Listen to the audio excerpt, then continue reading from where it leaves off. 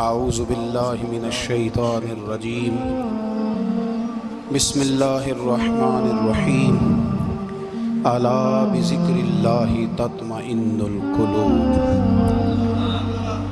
صدق اللہ العظیم وصدق رسولہ النبی الکریم ان اللہ وملائکتہ یصلون علی النبی یا ایہا الذین آمنوا صلوا علیہ وسلموا تسلیما اللہم صل علی سیدنا و مولانا محمد معدن الجود والکرم وآلہ وصحبہ وبارک وسلم۔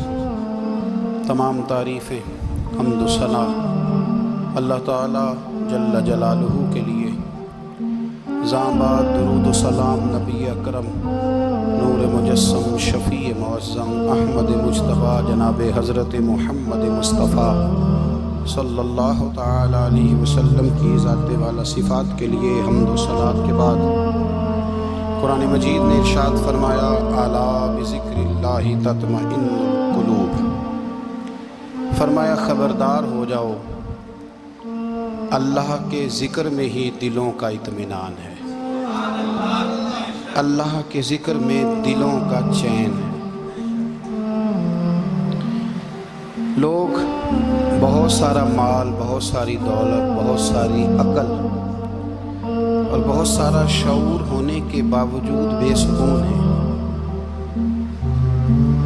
جس چیز نے زمانے کو تکلیف میں مبتلا کر دیا ہے اور جو چیز ڈھونڈنے سے نہیں ملتی وہ اطمینان ہے، وہ قرار ہے۔ لوگ بھیک مانگتے ہیں، منت کرتے ہیں، دہائی دیتے ہیں کہ کہیں سے سکون کی دولت مل جائے، لیکن وہ میسر نہیں آ رہی۔ بڑے بڑے لوگ ہیں اور میں عرض کر چکا ہوں کہ مالدار بھی ہیں اور عقل مند بھی ہیں، باشعور ہیں، پڑھے لکھے، پر قلبی سکون، راحت، اطمینان، چین انہیں میسر نہیں آ رہا۔ راتیں جاگ کر گزر جاتی ہیں، دن آزمائش میں بیت جاتا ہے۔ وہ کبھی اس کے لیے ٹھنڈے علاقوں کا سفر کرتے ہیں، کبھی دوستوں کی مجلسوں میں جا کر کے بیٹھتے ہیں، کبھی گھر سے دور اکیلے میں تنہائی میں وقت گزارنے کی کوشش کرتے ہیں، لیکن دولت سکون ناپید ہوتی ہے، میسر نہیں آتی۔ عرش کا رب فرماتا ہے کیوں تو بھٹکتا پھرتا ہے، کیوں دائیں بائیں جاتا ہے، چپ کر کے مسجد آ جا اور لوگوں سے بچ کے تنہائی میں میرا ذکر کر۔ اللہ ملے گا کیا؟ فرمایا اعلیٰ بذکر اللہ تطمئن القلوب، میں تیرے بے چین دل کو چین عطا کر دوں گا۔ وہ تیرا تڑپتا اور بھڑکتا ہوا مزاج، اسے میں سکون کی دولت دوں گا۔ یہ تجھے کہیں اور نہیں ملے گا، یہ میری یاد میں ملے گا۔ یہ چین، قرار، سکون تجھے یہیں میسر آئے گا۔ اطمینان قلبی زندگی کا حسن ہے بھائی، دولت سکون اصل ہے۔ بڑے ٹھنڈے کمرے میں کچھ لوگوں کو نیند نہیں آتی، اور دادا صاحب رحمۃ اللہ علیہ آپ جائیں تو دونوں سڑکوں کے بیچ جو فٹ پاتھ ہے نا، اس پہ بھی کچھ لوگ سوئے ہوتے ہیں۔ ادھر سے بھی گاڑیاں گزرتی ہیں، ادھر سے بھی گاڑیاں گزرتی ہیں، لیکن بس نیند ہے نا، اللہ کا فضل ہے، اس نے دے دی ہے، آنے والوں کو آ گئی ہے۔ اطمینان قلبی، میرا معاشرہ بے سکون ہے، بے قرار ہے۔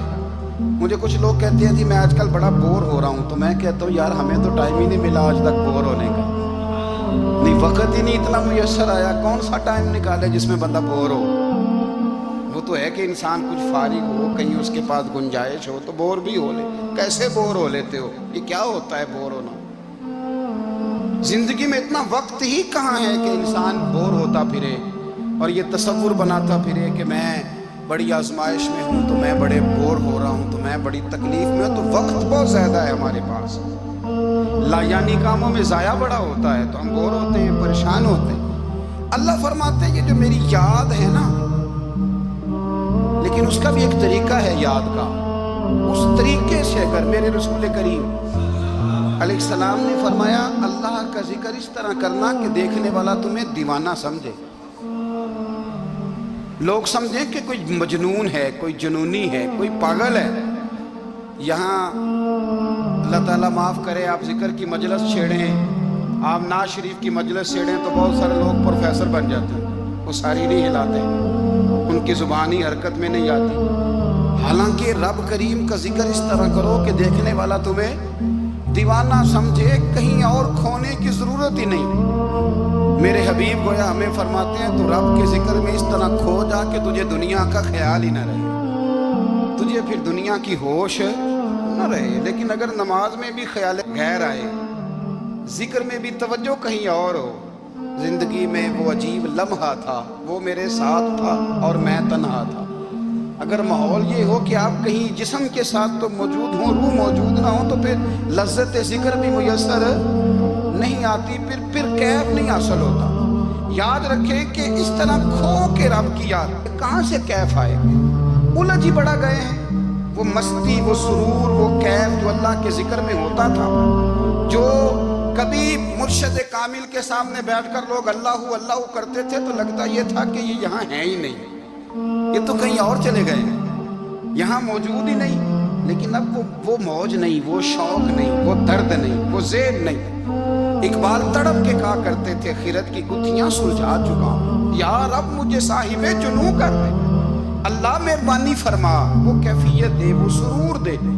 زندگی میں اگر اطمینان چاہتے ہو تو کبھی کبھی سب کچھ بھول کے نا تو مست ہو جایا کرو رب کی یاد میں۔ کبھی کبھی چھوڑ دیں دنیا، چھوڑیں یار موبائل، کسی وقت کریں اس کو بند، چھوڑیں اس بات کا خیال کہ فلانے نے سلوٹ کیا ہے کہ نہیں کی، چھوڑیں۔ حضرت باجزید بستامی رحمت اللہ تعالیٰ علیہ فرماتے ہیں میں نے اعتکاف کبھی اپنی مسجد میں نہیں کیا، اس لیے کہ سارے ہی ہاتھ چومنے والے، سارے ہی پیار کرنے والے۔ فرماتے میں جب اعتکاف کرتا تھا تو میں بستان سے دور نکل جاتا تھا جہاں کوئی مجھے جاننے والا نہ ہو۔ اٹھ بھلیا چلو تھے بسیے جتھے بس دے سارے ینے، نہ کوئی ساڈی ذات پچھانے تے نہ کوئی سانو مننے، چل ادھر چلے۔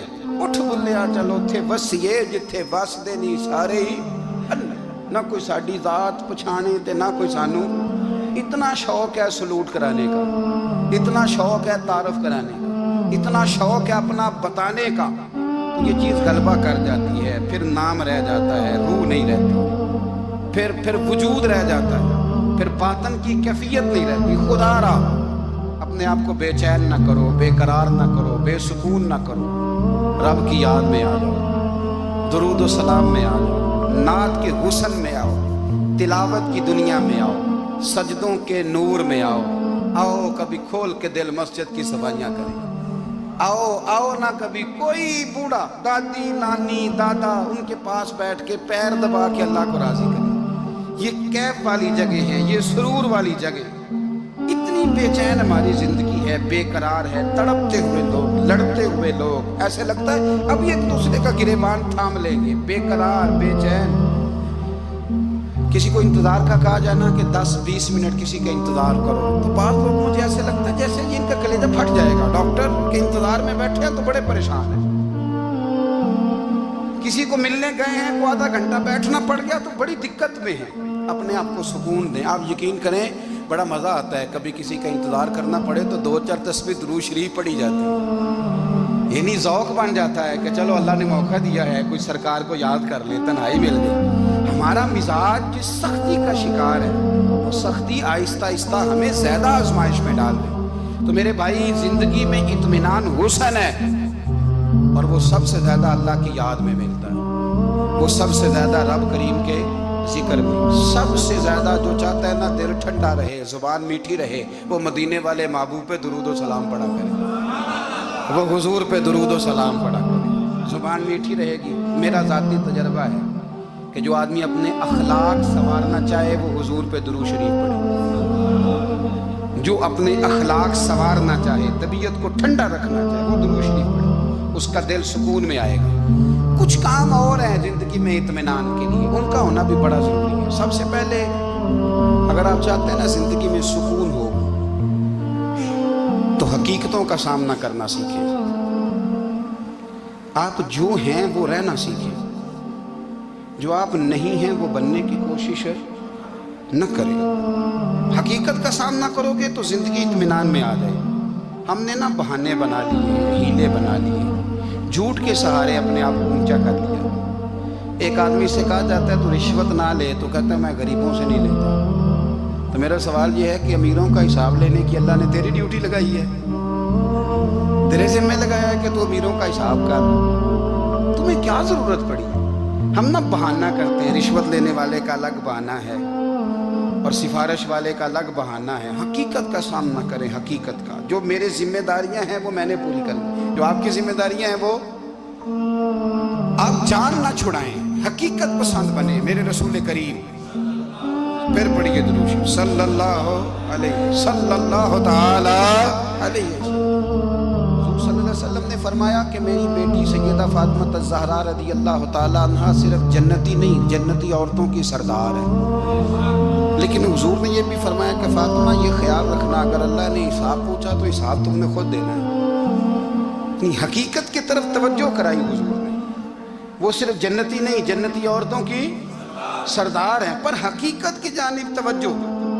میں حقیقت یہ ہے کہ اگر مالک نے حساب پوچھا تو اس کی تیاری بھی کرنی ہے۔ دیکھیں نا، ہمیں کچھ یقین نہیں، اللہ معاف کرے کہ ہمارا حساب کیسا ہوگا، لیکن کتنے آزاد ہیں۔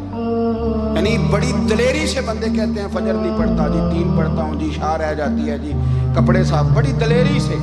اور سیدہ فاطمہ الزہرا نے ساری رات مصلی آباد رکھا ہے، حالانکہ انہیں یقین تھا کہ رب مجھے بغیر حساب کتاب جنت دے گا۔ حقیقت کا سامنا کریں، جو حقوق آپ کے ہیں وہ آپ نے ادا کرنے ہیں، جو ذمہ داریاں ہیں وہ ذمہ داریاں ہیں۔ دیکھیں نا، حضرت موسیٰ کلیم اللہ علیہ السلام کے پاس اسرائیل روح نکالنے آئے تو حضرت موسیٰ نے تھپڑ مارا، آنکھ نکال دی، واپس گئے۔ اللہ انہوں نے تو جلال فرمایا، کہا موسیٰ علیہ السلام سے کہیے بیل کی پشت پر ہاتھ رکھیں، جتنے بال ان کے دست مبارک کے نیچے آئیں گے اتنے 1000 سال ان کی عمر بڑھا دی جائے گی۔ یعنی میرے کان میں کوئی بتا دے کہ جناب 60 سال بڑھ گئی، کیا آپ کے کان میں کوئی کہہ دے تو خوشی ہوتی ہے کہ نہیں؟ لیکن یہ حقیقت پسندی نہیں، اس لیے کہ 60 بھی گزر جائیں گے، 70 بھی، یہ حقیقت نہیں۔ حضرت موسیٰ کلیم، چلے میں مثال دیتا ہوں، سمجھ لے 10 بال، حالانکہ بہت زیادہ آتے ہوں گے، 10 بال اگر حضرت موسیٰ کے ہاتھ کے نیچے آئے تو 10,000 سال تو عمر بڑھ گئی نا۔ 10 یعنی 10 سال نہیں، 10 100 نہیں، 10 بہت زیادہ تھی نا۔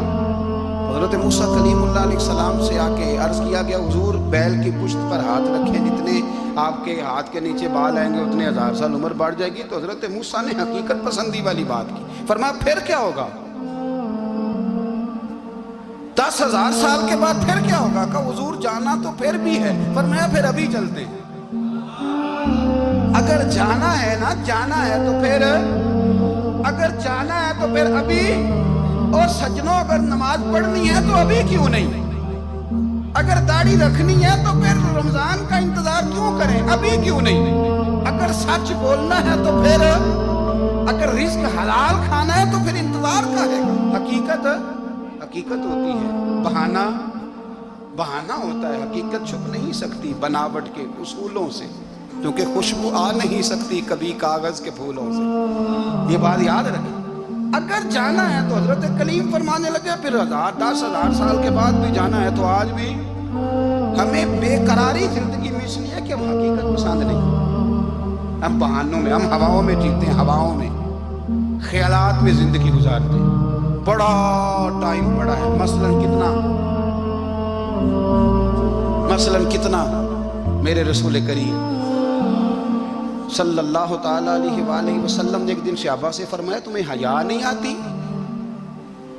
حضور کیا ہوا؟ فرمایا وہ والے مکان بناتے ہو جن میں تم رہ نہیں سکتے، وہ والا مال جمع کرتے ہو جو کھا نہیں سکتے، حیا نہیں آتی؟ اس کی حضور حکم کریں تو محبوب فرمانے لگے جوتے کا ایک تسمہ بند کرتا ہوں تو سوچتا ہوں دوسرا بند کرنے سے پہلے موت آ جائے گی، ایک سانس اندر جاتی ہے تو دوسرا آنے سے پہلے میں یاد کرتا ہوں کہ مجھے دنیا سے جانا ہے۔ تمہیں حیا نہیں آتی؟ وہ مکان بناتے ہو جن میں رہ ہی نہیں سکتے، وہ مال جمع کرتے ہو جو کھا۔ حقیقت پسند نہیں بھائی ہم۔ بہت سارے لوگ ہیں بڑی باتیں سناتے ہیں، بڑی میں کہتا ہوں اصل میں نا زیادہ باتیں سنا کے نا بیچارہ اپنے آپ کو مطمئن کرنا چاہتا ہے، اصل بات یہ ہے کہ اندر سے نا ہلا ہوا ہے، کچھ بھی نہیں، بڑا زیادہ ہنستا ہے اور مجھے لگتا ہے کہ کوئی گہرا زخم چھپا رہا ہے۔ اس لیے ملمہ سازی، حقیقت پسند بنو، حقیقت پسند۔ یاد رکھنا من ترک صلاۃ متعمدا فقد کفر، میرے رسول نے حقیقت بیان کی، فرمایا جس نے ایک نماز بھی جان بوجھ کے چھوڑی اس نے رب کے رب ہونے کا انکار کیا، اس نے کفران نعمت کیا۔ یہ حقیقت ہے، کوئی کلیریفیکیشن نہیں، کوئی وضاحت نہیں۔ جو نماز نہیں پڑھتا، جھوٹ بولتا ہے، غلط بیانی کرتا ہے، جو شخص رزق حرام کما کے کہتا ہے کہ اس کے بغیر گزارا نہیں چلتا، وہ جھوٹ بولتا ہے۔ اس لیے کہ رب فرماتا ہے جب تجھے پیدا کیا ہے تو تیرا رزق میرے ذمہ ہے۔ اللہ فرماتا ہے کہ لا یکلف اللہ نفسا الا وسعہا، میں کسی پر وہ بوجھ نہیں ڈالتا جو اٹھا نہ سکے۔ نماز فرض کی ہے، اس کا مطلب ہے ہم پڑھنے کے قابل ہیں، اس نے ہمارے ذمہ داریاں لگائی ہیں، تو مطلب یہ ہے کہ ہم ذمہ داریاں ادا کرنے کے قابل ہیں، ورنہ وہ کہتا ہے میں وہ بوجھ ڈالتا ہی نہیں جو تجھ سے اٹھایا نہ جائے۔ اگر چاہتے ہو کہ زندگی میں اطمینان ملے تو خدا را حقیقت پسندوں والی زندگی گزارو۔ یہ فضاؤں میں زندہ رہنا، ہواؤں میں، اللہ بڑا معاف کرنے والا ہے، اللہ بڑا کریم ہے، معاف کر دے گا، تو بھئی یہ بات صحابہ کو بھی پتا تھی، یہ اہل بیت کو بھی خبر تھی، تو وہ تو ایک ایک بات کا لحاظ کرتے تھے۔ یہ غوث اعظم کو بھی پتا تھی، یہ ان کے والد کو بھی پتا تھی، جنہوں نے کسی کا ایک سیب کھا لیا تھا تو 12 سال اس کے گھر میں نوکری کرتے رہے، انہیں نہیں پتا تھا اللہ بڑا کریم ہے، معاف کر دے گا، ایک سیب ہی ہے نا۔ تو حقیقت پسندی آپ کو سکون دے گی، اور اگر آپ نے اپنے آپ کو غیر مطمئن کیا ہوا ہے، بات کچھ اور ہے، اور آپ نے اپنے آپ کو ڈال کسی اور طرف لیا ہے، تو پھر آپ کو سکون مل سکتا؟ سکون حقیقت پسندی میں، اصل میں سکون ہوتا ہے، اداکاری میں سکون نہیں ہوتا۔ تیسری بات سنیں، اگر آپ چاہتے ہیں زندگی میں مطمئن رہیں تو دنیا داروں سے امیدیں توڑ دیں، اللہ اور اس کے رسول سے امید وابستہ کریں، اولیاء اللہ سے امیدیں وابستہ کریں، صحابہ اور اہل بیت سے امیدیں، اللہ اور اللہ والوں سے امیدیں، دنیا داروں سے امیدیں۔ آپ کو پتہ ہے دنیا دار کی تباہی کب ہوتی ہے؟ جب انہیں خوش آمدی مل جاتا ہے۔ چودھری کا بیڑا اس وقت غرق ہوتا ہے جب اسے چودھری کہنے والے زیادہ ہو جاتے ہیں۔ سیٹھ صاحب اور نواب صاحب بیچارے تباہ تب ہوتے ہیں بھولے پن میں، جب ان کے دائیں بائیں ریلا ہوتا ہے سیٹھ صاحب کہنے کا، لوگ انہیں کھانا چاہتے ہیں، پیار ان کا نہیں ہوتا، ان کی جیب کا ہوتا ہے، محبت ان سے نہیں ہوتی، ان کی کرسی سے ہوتی ہے، ضروریات کا پیار ہوتا ہے، تباہ کر دیا جاتا ہے۔ ہماری ساری توقعات دنیا داروں سے وابستہ ہو گئی ہیں، ناراض نہ ہونا۔ پیروں نے، مولویوں نے، درویشوں نے، انہوں نے بھی سیٹ رکھے ہوئے جلسوں کی صدارت کرانے کے لیے، یعنی مذہبی جلسہ ہے، اس میں بہت زبردست پڑھے لکھے صاحب تقویٰ عالم کا خطاب ہے، اور کس صدارت وہ بندہ کر رہا ہے جس نے عشاء کی نماز بھی نہیں پڑھی، وہ بندہ صدارت کر رہا ہے، کیوں؟ اس لیے کہ اس نے لاکھ روپیہ دیا محفل میں۔ خدا را دنیا داروں سے امیدیں چھوڑ دیں، ورنہ آپ کمزور پڑ جائیں گے، آپ کی امیدیں ٹوٹیں گی۔ کتنا کمزور ہے وہ شخص جو 2-4 ہزار کے لیے کسی بندے کی چاپلوسی کرتا ہے، اس کے پیچھے بھاگتا ہے، خوش آمدیں کرتا ہے، تھوڑے سے نوٹوں کے لیے، دکھ سکھ میں کام آئے گا اس کام کے لیے۔ میرے رسول کریم علیہ السلام نے فرمایا جس نے بندوں کو راضی کرتے کرتے رب کو ناراض کر دیا، اس کی دنیا بھی گئی اور آخرت بھی گئی، اور فرمایا جس نے بندوں کی پرواہ نہیں کی اللہ کو راضی کیا، فرمایا اگر رب راضی ہو گیا تو لوگوں کے دلوں میں بھی محبت پیدا فرما دے گا۔ کیا ضرورت ہے خوشامد کرنا دنیا داروں کی، سیٹوں کی، نوابوں کی، چاپلو۔ اور میں آپ کو ایک بات بتاؤں، ہوتا پتہ کیا ہے، یہ جو حب جا اور حب با ہوتی ہے نا، اس سے پیٹ نہیں بھرتا۔ آپ کو اگر خوشامد کرنی ہے تو پھر آپ کو ساری زندگی کرنی ہے۔ پھر ان کو بھی پتہ ہوتا ہے کہ تعلق کس بنیاد پر ہے، اس میں کبھی بھی خلوص پیدا نہیں ہوتا، آپ بے چین رہتے ہیں، بے قرار رہتے ہیں، آپ کو تکلیف رہتی ہے ہمیشہ۔ کبھی بھی دنیا داروں سے امیدیں وابستہ نہ کریں۔ ایک بات سنیں بڑی شاندار، امام غزالی نے لکھی ہے۔ امام غزالی فرماتے ہیں کہ ہارون رشید نا حج کر کے واپس آیا بغداد میں، تو کونے میں حضرت بہلول دانا بیٹھے تھے، رش بہت تھا، مجمع بڑا تھا، حضرت بہلول دنا بھی سڑک کے کنارے بیٹھے تھے تو سپاہی کہنے لگے یہاں سے اٹھ جاؤ. فرمانے لگے ہارون رشید کی زمین نہیں، زمین میرے رب کی ہے، میں کیوں اٹھوں؟ وہ قریب سے گزرا تو سلام لی. تو آپ نے اس کا پروٹوکول دیکھا تو فرمانے لگے ہارون رشید تجھ سے تگڑے تگڑے موٹے موٹے پروٹوکول میں نے لوگوں کے دیکھے، اور یہ جو تیرے دائیں بائیں آج تیرے نعرے لگا رہے ہیں یہ پہلے ان لوگوں کے نعرے لگایا کرتے تھے. اور تھوڑا وقت گزرنے دے، جو تیرے بعد آئے گا نا یہ سارے پھر ان کے نعرے بھی لگائیں گے. تو جھوٹ کی دنیا میں زندہ ہے، ان سے تو نے امیدیں وابستہ کی ہیں، یہ کل اس کے نعرے لگائیں گے. اس کے دل پہ بڑا اثر ہوا، گھوڑے سے اتر آیا، آگے کہنے لگا حضور آپ نے مجھے بڑی اچھی نصیحت کی ہے، میرا دل بڑا ٹھنڈا ہوا ہے. میں نے سنا ہے آپ مقروض ہیں، کچھ لوگوں کا قرض، تو مجھے کوئی حکم ہی کر دیں. آپ ہنسنے لگے، فرمانے لگے یار تو بڑا ہی بیوقوف ہے، بڑا ہی بیوقوف ہے، میں تجھے نصیحت کر رہا ہوں تو مجھے الجھا رہا ہے. حضور کوئی حکم کر دیں. کیا خوبصورت انداز ہے رب کریم کے بندوں کا. حضرت بہلول دانا فرمانے لگے تیرا رب کون ہے؟ کہا اللہ. تو فرمایا میرا کون ہے؟ کہا اللہ. فرمانے لگے یہ تو نہیں نہ ہو سکتا کہ اللہ ہارون رشید کو دیتا رہے اور بہلول دانا کو بھول ہی جائے.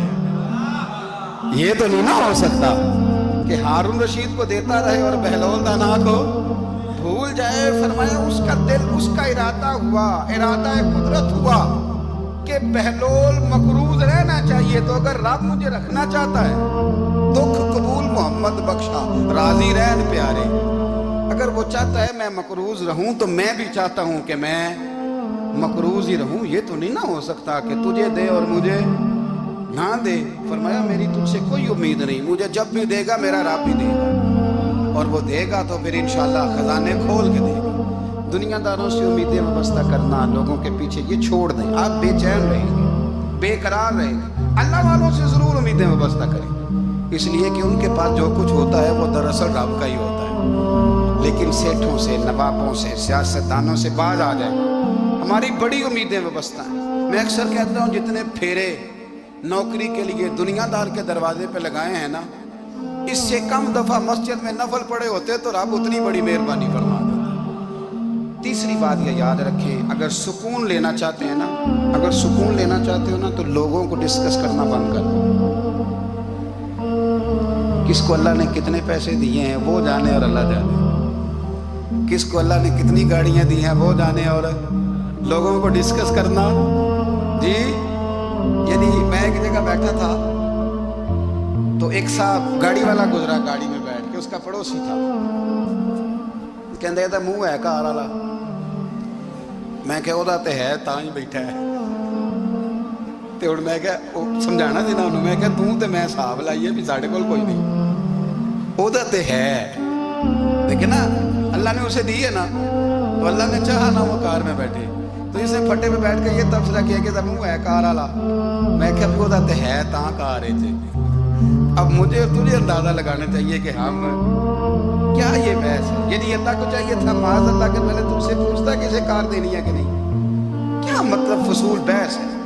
وہ چیز ہمیں اتنا تنگ کرتی ہے، اتنی تکلیف دیتی ہے کہ آپ یقین کریں سارا دن اسی کو ڈسکس کرتے ہیں. سارا دن اس کے پاس گاڑی ہے، اس کے پاس کار ہے، فلانے کا پیسہ 1 نمبر ہے، فلانے کا 2 نمبر ہے، فلانے کا 6 نمبر ہے. اصل بات کے اندر حسد ہے، اس کو نکالو.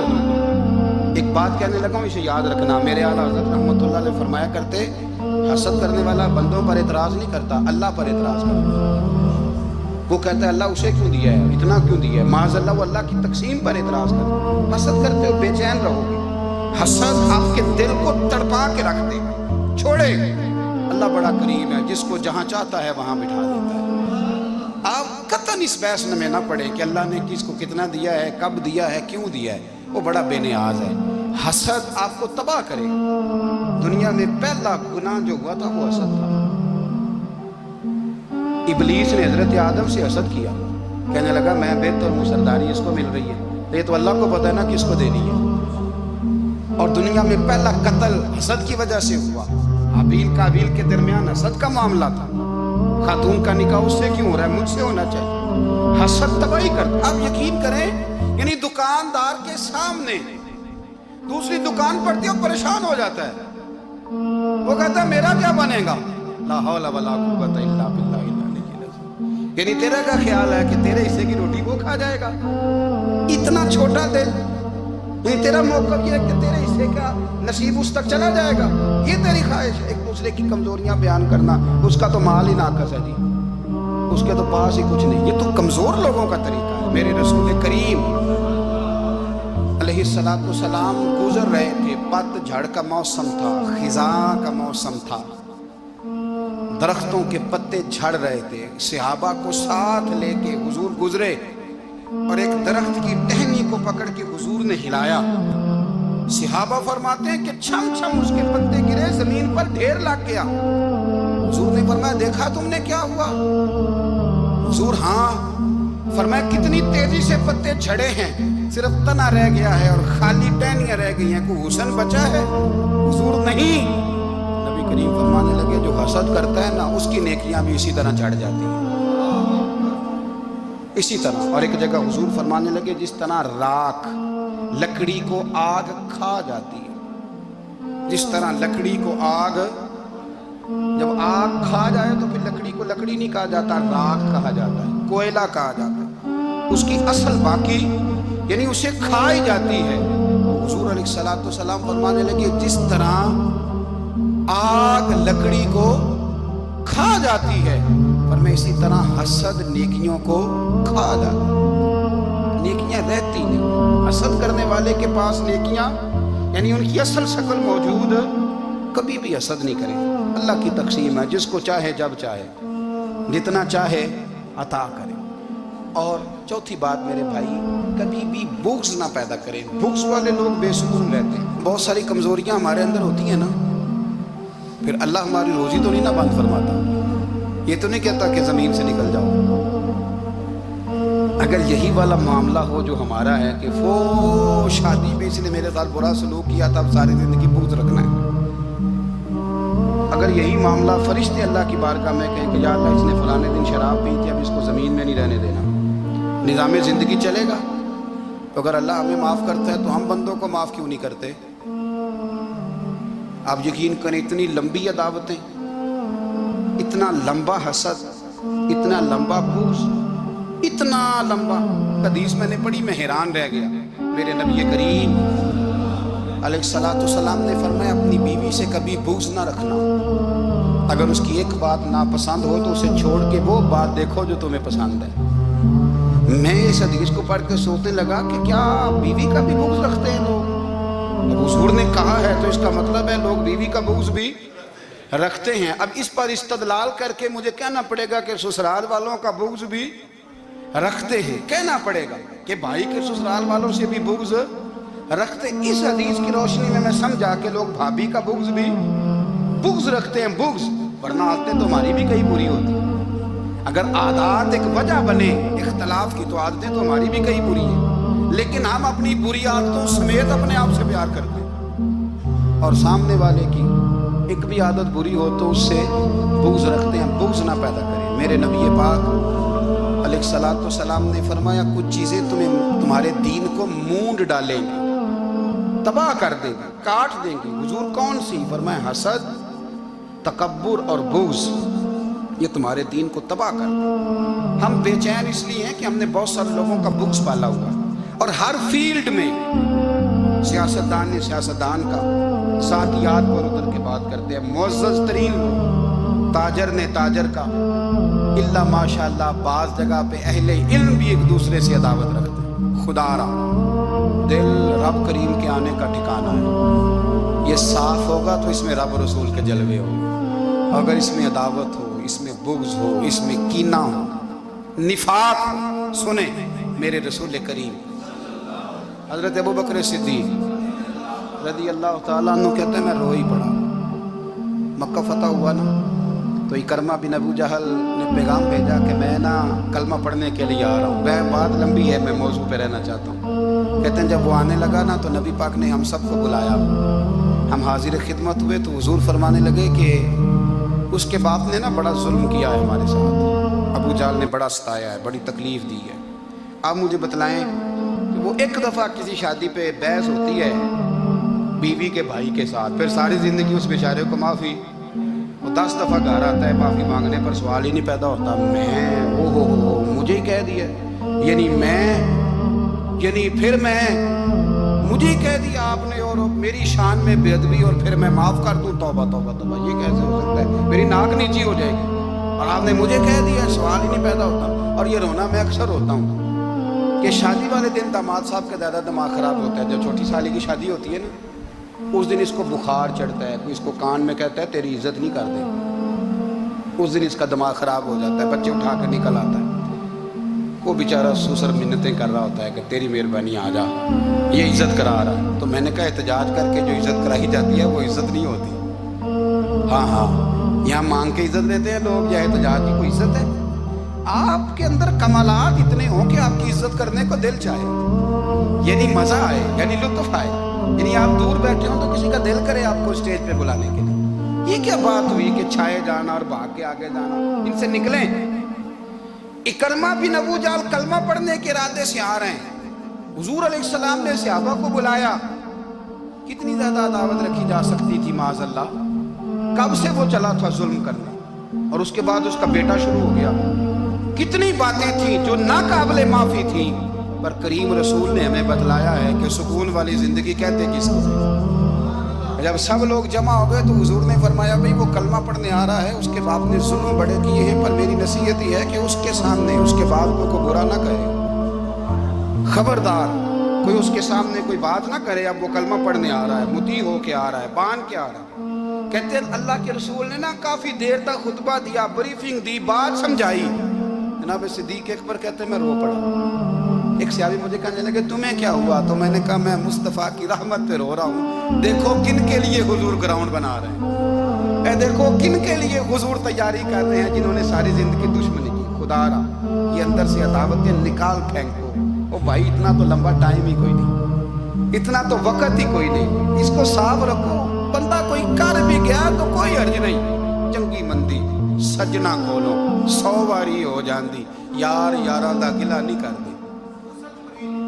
اصل پریت یار یاراں دا جڑا گلہ کردا تے یار نہیں جی ہوندا۔ ہاں پکی بات، پکی پیڑی۔ میرا ایک سنگی مجھے آ کے کہنے لگا فلانی جگہ بندہ یہ بات کر رہا تھا، میں کہا تو ہوتے ہی سے سوندا سے تم ہی نال ہی سے، میرا تو سجن باس ہو نہیں سکتا۔ چنگی مندی سجنا کولوں 100 واری ہو جاندی، یار یاراں دا گلہ نہیں کردے، اصل پریت جنہ دی۔ ہاں جو بندے پھر ہوتے اس طرح کے، ان کے لیے بھی میاں صاحب نے کہا ہے، ان کے لیے بھی میاں صاحب نے کہا ہے، ان کے لیے بھی آپ نے بات ارشاد فرمائی ہے۔ آپ نے فرمایا چنگا ہویا لڑ نیڑیوں چھٹا، کتے عمر نہیں لنگی ساری، بے قدراں دی یاری کولوں توبہ لکھ لکھ باری، او چنگا ہویا لڑ نیڑیوں چھٹا، کتے عمر نہیں لنگی ساری۔ جو اس طرح کا تھا نا شکوے کرنے والا، بغض رکھنے والا، فرمایا بے قدراں دی یاری کولوں توبہ، یعنی لاکھ تے لاکھ کنے ہو گئے، یعنی 2 لاکھ باری توبہ کی تھی انہوں نے، گنی نہیں جا سکتی جتنی میاں صاحب نے توبہ کر دی۔ بے قدرے دوست، بے قدراں دی یاری کولوں توبہ لکھ لکھ باری، چنگا ہویا لڑ نیڑیوں چھٹا، کتے عمر نہیں لنگی ساری۔ تو مہربانی کریں، ایک تو اگر آپ مطمئن رہنا چاہتے ہیں تو کبھی کبھی نا مست ہو کے ذکر الہی کریں، مست ہو، وہ والا ذکر نہیں جس میں آپ موبائل بھی دیکھ رہے ہیں اور کہانیاں بھی۔ میرے سامنے کو بندہ جمعے والے دن یا تقریر کے درمیان تسبیح لے کے بیٹھ جائے تو میں اس سے پوچھتا ہوں تو ٹائم 2 کام ایک ٹائم جی میں کرتا ہوں؟ میری بھی بات سن رہے ہو، تسبیح پڑھی تو ممکن ہی نہیں، تسبیح تو تسبیح ہے، جب وہ ہوگی تو پھر کوئی اور کام سوال ہی نہیں پیدا ہو۔ ایک تو ذکر کریں محو ہو، دوسری بات حقیقت کا سامنا کریں۔ آپ اگر مطمئن رہنا چاہتے ہیں تو حقیقت پسند بنیں۔ تیسری بات حسد چھوڑ دیں، دوسروں کو ڈسکس کرنا چھوڑ دیں، آپ یہ دیکھیں کہ اللہ نے مجھے کیا کچھ دیا، اس پہ راضی رہیں۔ اور چوتھی بات